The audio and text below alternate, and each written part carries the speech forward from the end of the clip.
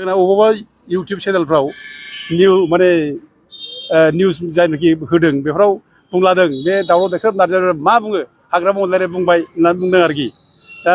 बिक्रम दैमारिया मा बुंदों मा बुङो ओरै होनना बुंदों माने बे बुंनाया दावराव देख्रेब नार्जारिमोननि नाम मान सनमानखौ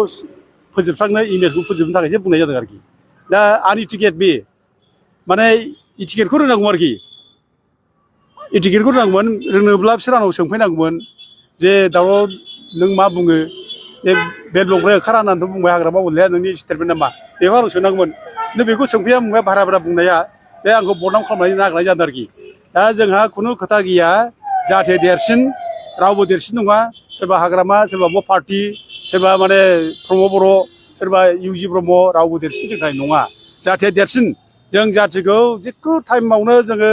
बिफद जाब्ला जों सहाय होनो जाथिनि थाखाय मावनो जों रेडि नांगौबा जोङो जेल जागोन नांगौबा जों जिउ जोबगोन मा बुङो जातीय आफाद बियो उरखा माने हाग्रामा बुंनाय बाथ्रायाव मा रिप्लाय होयो बेखौ बुंहै दिफेन बर'मोनहा रिप्लाय होदों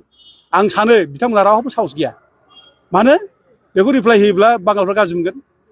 जों होखारथारगोन जों बुंफैना बिसोरो साहस दंब्ला जे बेलबुकआव खुनु इलिगेल मानसि थानो मोना जों होखारजोबगोन जोङो हाइकर्टनि अर्डारखौ जों माने माबा होयो बेखौ बुंफैदों जों बेखौ लुबैयो खिन्थु जोंनि आफादफ्रा बिदि साहस रावबो गैया जों नुगासिनो दं आरोखि बिदिनो बेलबुकनि थाखाय जों माने जोंखौ दाय होनाय जोंखौ रायनाय उल्था उल्था जों